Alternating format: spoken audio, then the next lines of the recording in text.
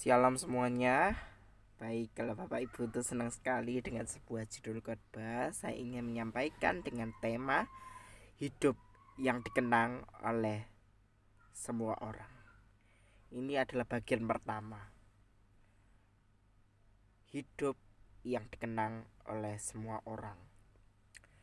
Hidup yang dikenang oleh semua orang adalah hidup yang mau sama-sama berkenan di hadapan Tuhan. Hidup yang mau mencintai Tuhan dengan sepenuh hatinya, supaya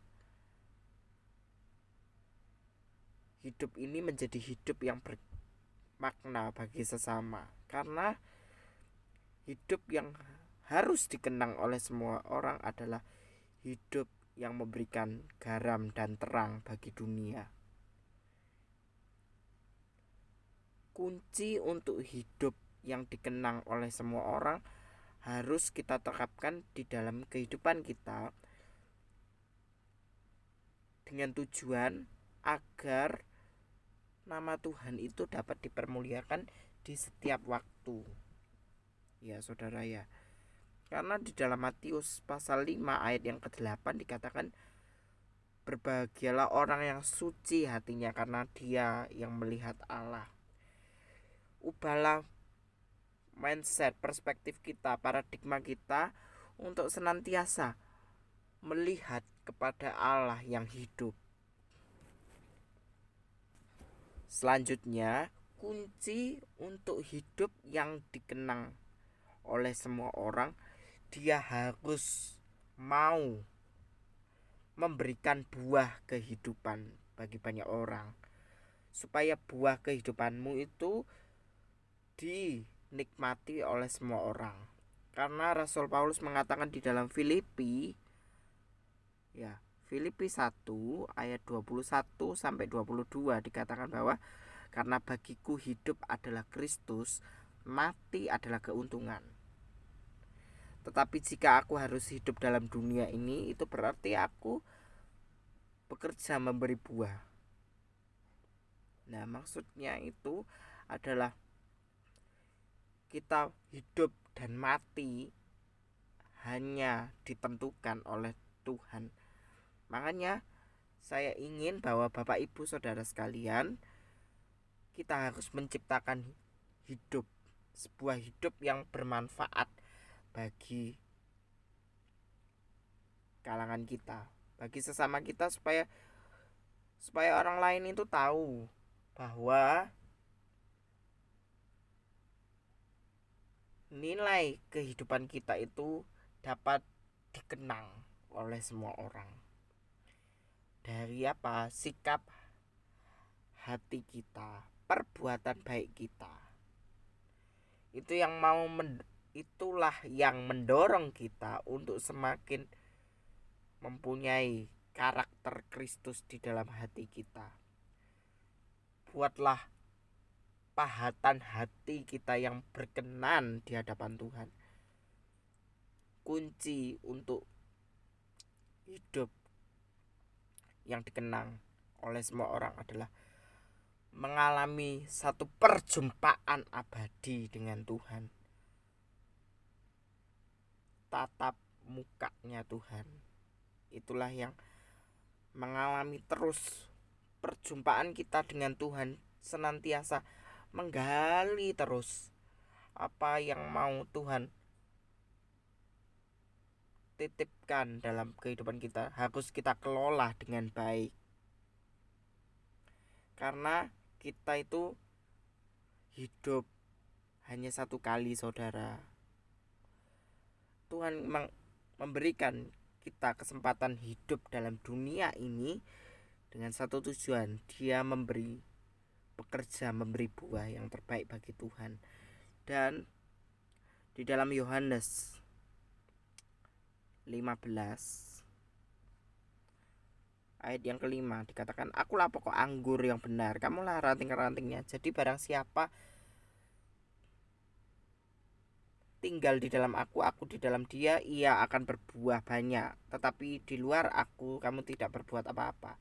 Jadi hidup yang Hidup yang dikenang oleh semua orang haruslah mempunyai tindakan iman yang berkenan di hadapan Tuhan, dan harus mau bergantung penuh sepenuhnya kepada Tuhan. Dan Tuhan itu sudah menetapkan visi misi kepada kita untuk mengelolanya dengan baik, supaya kita itu menghasilkan buah yang berkenan di hadapan Tuhan. Karena dikatakan bahwa bukan Yesus yang memilih kita, bukan kita loh ya, maaf saudara ya. Ayat ini dijelaskan bahwa bukan kita yang memilih Yesus, tetapi Yesus yang memilih kita sebagai pengelola kehidupan kita. Dan Yesus menetapkan kita supaya pergi menghasilkan buah dan menyelesaikan amanat agung Yesus. Dan supaya apa yang kamu minta di dalam nama Bapa, minta kepada Bapa di dalam namaku, akan diberikan juga kepadamu. Tuhan itu ingin bahwa manusia harus bekerja keras demi satu tujuan, untuk kemuliaan nama Tuhan. Itu aja kok saudara ya. Hidup yang mau dikenang oleh semua orang adalah dari tindakan imannya, saudara. Jadi iman itu harus kita pertahankan supaya kita dapat menghasilkan benih yang baik dan juga menciptakan sebuah generasi penerus yang mendatang yang takut akan Tuhan, dimana generasi penerus ini akan meneruskan legasi apa yang kita sudah tanamkan sejak sekarang. Jadi generasi penerus akan meneruskan usaha kita nanti di kelak kemudian hari. Makanya dari sekarang, sebelum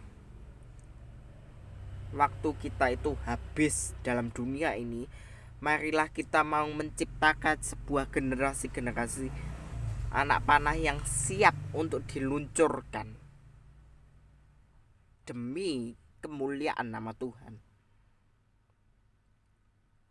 Hidup yang dikenang oleh semua orang haruslah mau mengenal Tuhan, mengalami satu perjumpaan abadi dengan Tuhan. Karena dari situlah terjadi momentum hidup yang berkenan di hadapan Tuhan. Kunci selanjutnya, kamu harus mau menjadi teman sekerjanya Tuhan di dalam setiap aspek kehidupan kita. Kamu harus mau bekerja sama dengan Tuhan, karena Tuhan itu akan bekerja terus dalam kehidupan kita, bekerja di balik layar untuk satu tujuan, untuk mendatangkan kebaikan bagi kita. Makanya saudara, sebelum waktu kita habis dalam dunia ini, yuk sama-sama berjuang untuk memperoleh hidup yang berkenan di hadapan Tuhan. Makanya kunci hidup orang yang sudah meninggal adalah mau mendekatkan diri kepada Tuhan. Makanya hidup yang dikenang oleh semua orang adalah nama baik yang harus kita kenang.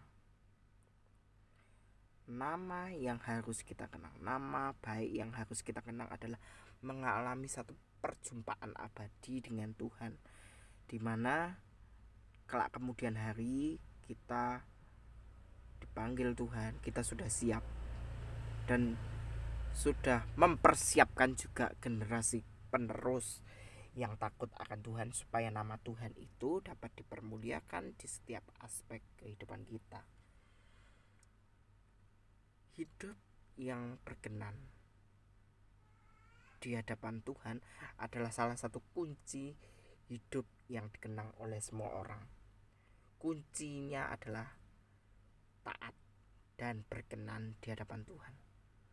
Itu aja kok saudara. Demikian saudara. Terima kasih banyak. Tuhan Yesus memberkati. Amin.